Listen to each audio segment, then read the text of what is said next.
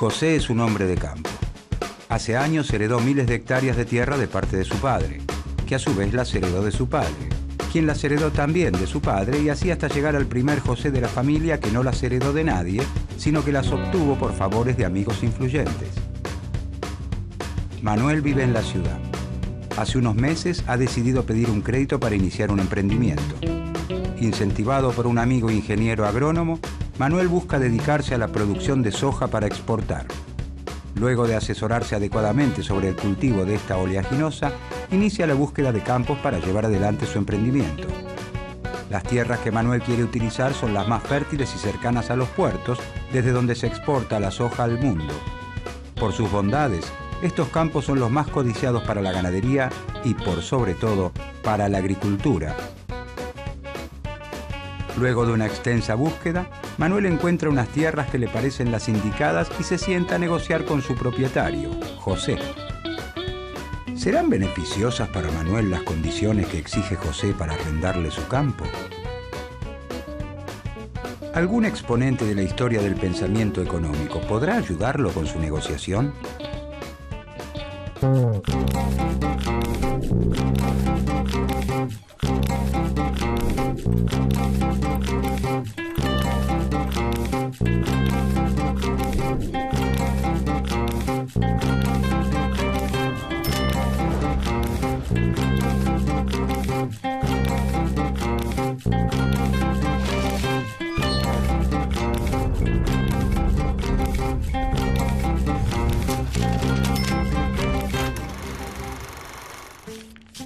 La revolución que trae la consolidación del capitalismo industrial tiene un testigo clave y muy lúcido: David Ricardo.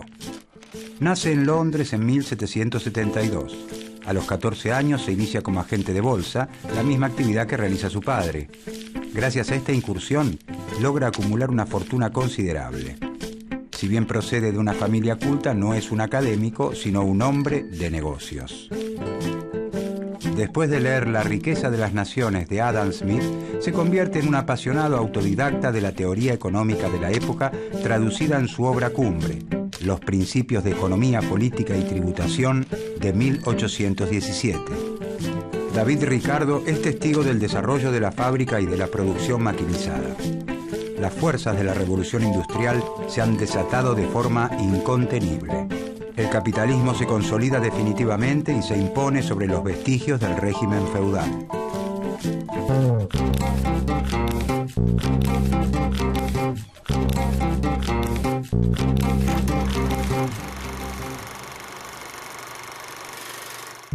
Con anterioridad a la revolución industrial, Inglaterra es una nación fundamentalmente agrícola.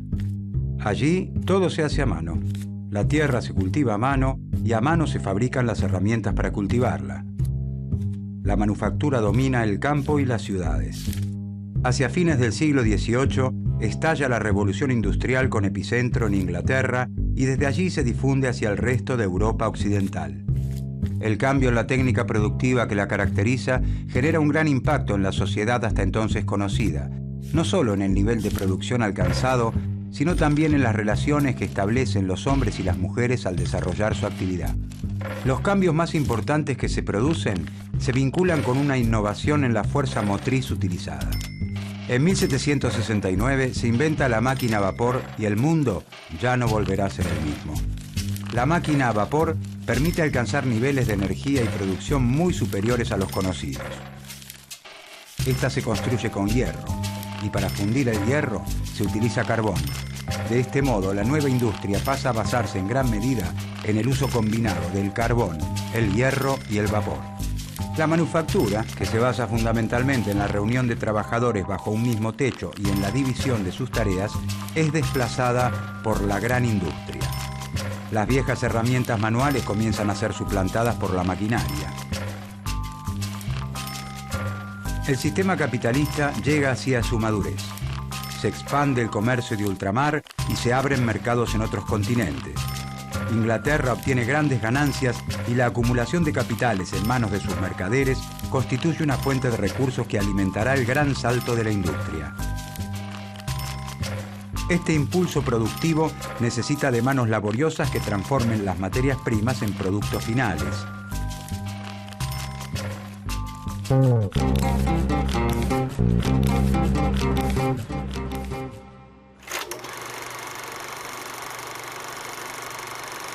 La sociedad estaba compuesta por el campesino, el capitalista y el terrateniente. El campesino trabaja la tierra, el capitalista fabrica telas y el terrateniente vive de la producción de sus campos. Entre 1760 y 1840, el Estado inglés dicta las actas de cercamiento, que hacen obligatorio el cercamiento de las tierras.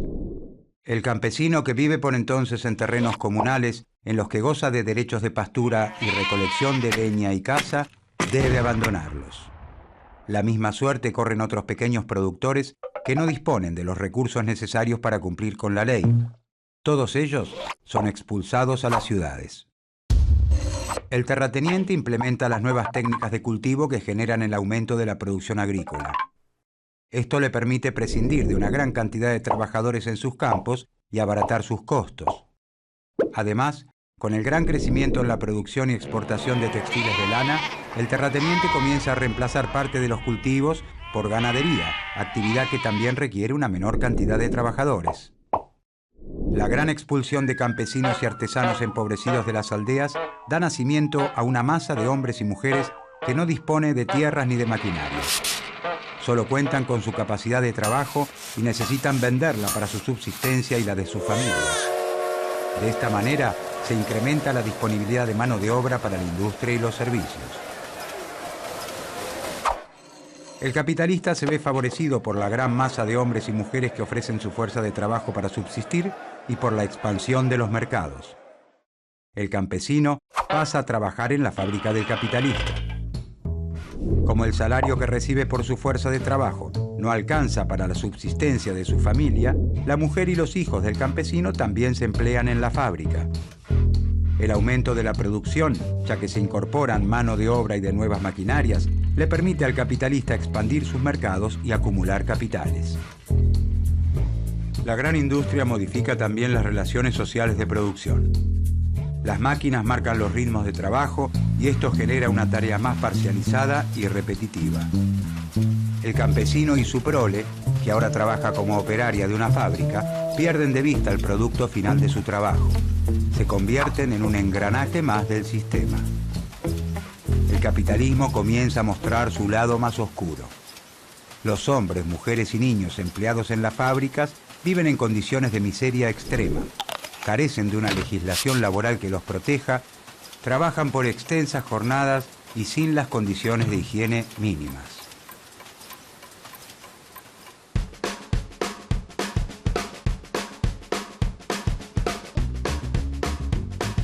Manuel busca arrendar un campo para iniciar el cultivo de soja.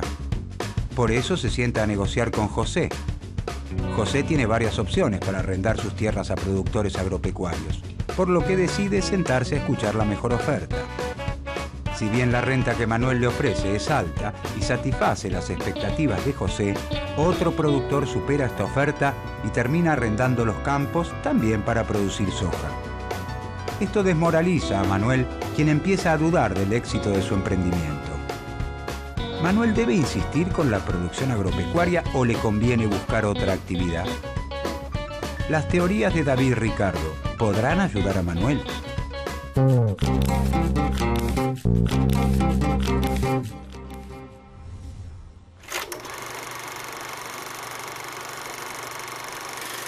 David Ricardo retoma una crucial pregunta planteada por Adam Smith. ¿Por qué los precios son lo que son? Para responder a este interrogante, Ricardo reconoce dos fuentes del valor de los bienes. Por un lado, el trabajo necesario para su producción y por el otro, la escasez o la relación entre la oferta y la demanda. Mientras Smith desestima la ley del valor trabajo, Ricardo dice que el valor del grueso de las mercancías depende de la cantidad de trabajo que se necesita para producirlas. Así, entonces, el precio de un bien está determinado por el trabajo que costó producirlo, pero también por lo difícil que sea conseguirlo. La mayor parte de las mercancías que conocemos se pueden reproducir a gusto. El fabricante de ropa, por ejemplo, puede llevar al mercado tantas prendas como desee. Basta con que adquiera las materias primas y contrate a los trabajadores necesarios. El valor de estas mercancías y el de todas las otras que se puedan reproducir sin problemas depende de la cantidad de trabajo que se necesita para producirlas. Cuanto más trabajo requieren, mayor es su precio. En estas mercancías, las fuerzas del mercado pueden hacer subir o bajar el precio de su valor natural determinado por el trabajo incorporado, aunque solo temporalmente. El precio está regido por el trabajo incorporado. Pero existen otras mercancías que tienen características diferentes.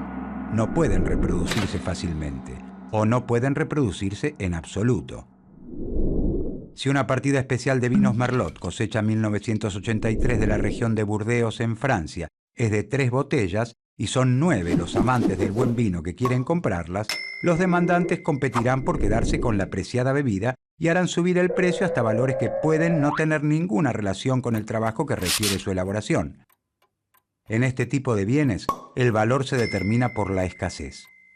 Su valor es totalmente independiente de la cantidad de trabajo necesario para producirlos. Pero estos son solo una pequeña parte del conjunto de bienes que se intercambian diariamente en el mercado.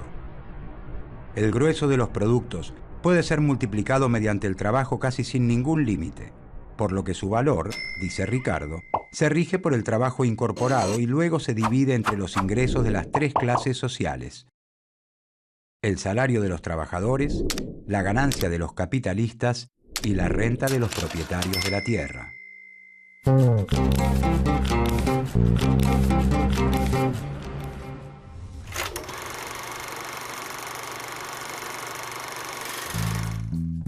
Los debates sobre la distribución del ingreso son frecuentes y fundamentales en nuestra sociedad.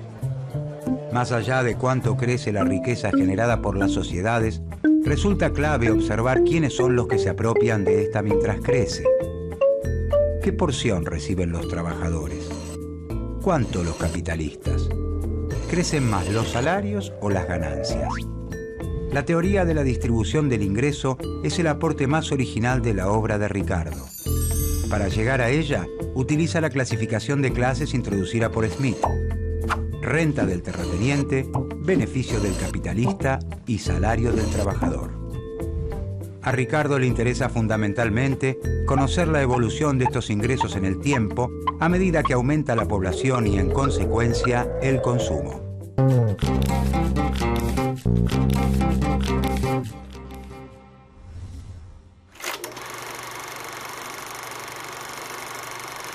Ricardo asegura que los terratenientes ganan cada vez más. ¿Por qué? La renta es el ingreso que recibe el terrateniente Pedro por permitir el uso de la tierra que le pertenece. Como la tierra no es un bien ilimitado en cantidad ni uniforme en calidad, se paga renta por su uso. Como es lógico, la tierra que primero se cultiva es la que tiene mayor fertilidad y se encuentra bien ubicada geográficamente. A medida que crece la población, es mayor la demanda de alimentos. Entonces se hace necesario explotar nuevas tierras que tienen cada vez una menor calidad y gozan de una peor ubicación. Supongamos que, en la primera tierra que entra en producción, la más fértil, producir 1 tonelada de trigo requiere 15 horas de trabajo. Esta tonelada de trigo tendrá un valor equivalente a 15 horas de trabajo. Cuando se recurre a tierras de menor calidad o peor ubicadas que demandan mayor trabajo, deben emplearse 20 horas para producir 1 tonelada de trigo. Entonces el valor del trigo aumenta. Se cambiará ahora por mercancías que implican 20 horas de trabajo. El precio del trigo se determina por la cantidad de trabajo requerido en las tierras menos fértiles, ya que de otro modo estas parcelas no se explotarían. Sin embargo, esto afecta también al trigo producido en las mejores tierras, que aún requieren 15 horas de trabajo. El dueño de las mejores tierras en las que se puede producir en 15 horas recibirá un extra de 5 horas de trabajo, dado que el precio será el correspondiente a 20 horas. Esta es la renta diferencial de la tierra. El beneficio extraordinario siempre queda en manos del terrateniente y no del capitalista, que realiza las inversiones en galpones, abonos, cercas y muros necesarios para poner la tierra en producción. Los capitalistas compiten entre sí y el que se beneficia de esta competencia es el terrateniente.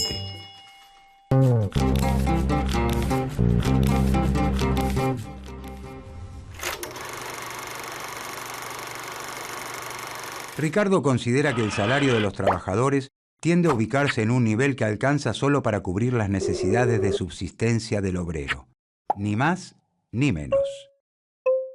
Este mínimo de subsistencia depende del precio de los alimentos, de los otros productos necesarios para vivir y de las comodidades para el sostén del trabajador y su familia. Es decir, depende de la idiosincrasia de un país y de su grado de desarrollo, por lo que es más elevado en Inglaterra que en India o México. Según Ricardo, los salarios pueden elevarse transitoriamente por encima de este mínimo, pero esta situación no puede prolongarse. La mejora del nivel de vida de los obreros originaría nuevos nacimientos, lo que aumentaría la competencia entre los trabajadores, reduciendo el salario. En este momento histórico, Carlos, que es obrero, debe gastar la mayor parte de su salario en alimentos. Por lo tanto, el precio del trigo es un determinante central del salario. Cuando crece la población y por lo tanto la necesidad de alimentos, es preciso explotar tierras cada vez menos fértiles. Para que esto ocurra, debe crecer el precio del trigo y en consecuencia los salarios. De otra manera, los trabajadores no lograrían subsistir y los capitalistas no encontrarían quienes trabajasen en sus fábricas. ¿Pero es este salario realmente mayor? ¿Puede el operario comprarse ropa nueva o cenar con vino? Con ese salario mayor, los trabajadores podrán comprar la misma cantidad de alimentos que antes. Su situación no mejora ya que su salario real no se modifica.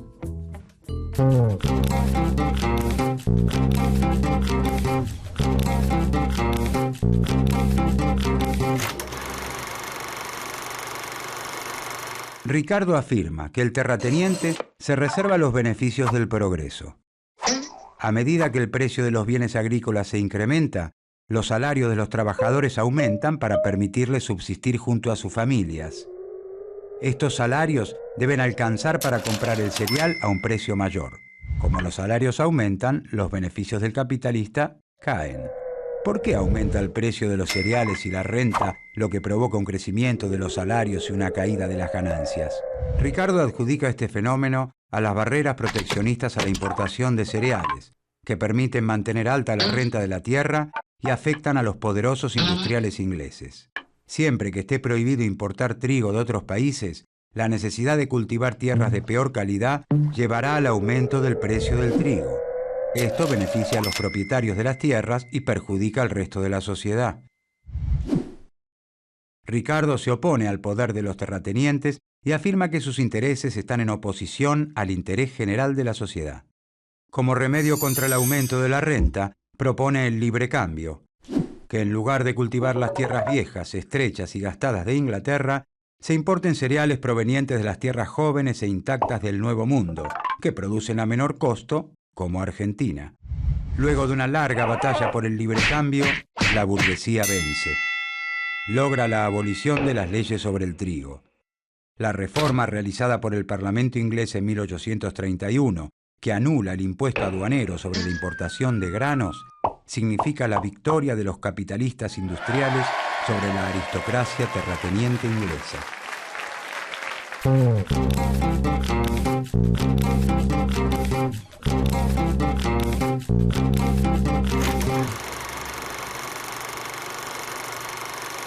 Ricardo hace un aporte relevante al analizar las causas por las que existe el comercio internacional. ¿Por qué los países les compran y venden a otros en lugar de producir ellos mismos todos los bienes que necesitan sus habitantes? Esto se debe a que las naciones cuentan con distintas ventajas para la elaboración de bienes diversos. Si existe libre cambio, es decir, si no hay impuestos y barreras a la importación y exportación, cada país, dice Ricardo, se dedica a aquellas actividades que son más beneficiosas para él. La Argentina de entonces, por ejemplo, se dedica a la producción de bienes primarios para exportación e importa productos industrializados. Inglaterra vendría a ser el taller, Argentina la granja. La inserción internacional de nuestro país lo lleva a explotar sus ventajas comparativas naturales para responder a las necesidades de la metrópoli. Dada la extensión del territorio, su escasa población y el clima adecuado en la región próxima a los puertos, se desarrolla fácilmente la cría de ganado y se extiende el cultivo de cereales. Así, hacia la segunda mitad del siglo XIX, Argentina se incorpora al comercio mundial como un importante exportador de alimentos y materias primas agropecuarias en un modelo de desarrollo conocido como modelo agroexportador. Las obras de infraestructura necesarias para poder sostener este modelo, como los puertos y los ferrocarriles, se realizan con préstamos e inversiones extranjeras, mientras que se importan los insumos industriales y distintos bienes de consumo popular que no se producen en el país. Inglaterra, potencia hegemónica de entonces, se constituye en el principal mercado para nuestras exportaciones y en la principal fuente de financiamiento externo y de inversiones. Ellos logran impulsar su proceso de industrialización gracias a nuestro aporte de materias primas y alimentos baratos. La teoría de Ricardo justifica esta división internacional del trabajo y asegura que garantiza el mayor bienestar para todos. ¿A qué se refiere Ricardo con las ventajas comparativas? Aunque un país sea el más eficiente del mundo en la producción de distintos bienes, ¿le conviene especializarse en la producción de aquellos que elabora relativamente mejor e importar el resto de los productos? De modo que el comercio sea posible, comenta Ricardo, la ventaja de dos países debe encontrarse en bienes distintos. Si para ambos países fuera más fácil producir cereales que tejidos, el intercambio no existiría. No les convendría especializarse en ninguno de los dos bienes. Ricardo dice que la especialización de Argentina en trigo y la de Inglaterra en tejidos beneficia a ambos. Tanto Inglaterra como Argentina ganan con el comercio si se dedican a aquellos bienes en los que son más eficientes. ¿Por qué? Si Inglaterra produce tejidos y los exporta e importa trigo de Argentina, obtiene más tejidos y más trigo de los que obtendría si produjera ambos bienes. Según David de Ricardo, en condiciones de libre cambio, se establece una división internacional del trabajo bajo la cual cada país se especializa en producir aquellos bienes en los que posee ventajas comparativas. A Argentina le conviene entonces dedicarse a la producción de bienes agropecuarios, que es la actividad que realiza en forma relativamente más eficiente, e importar del resto de los países los demás bienes.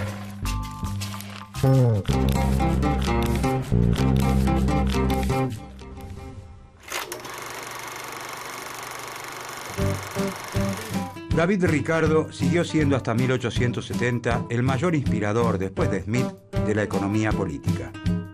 La ley del valor trabajo fue inmediatamente sometida a discusión. De la teoría de Ricardo se derivó una oposición objetiva de intereses entre los trabajadores y los capitalistas que explicaba la lucha de clases. La teoría del valor parecía implicar que el trabajo era la única fuente del valor, por lo que demostraría la explotación del trabajo. También introdujo un conflicto distributivo objetivo. En la sociedad capitalista, todo aumento en los salarios produce una caída en la ganancia a menos que se incremente la productividad.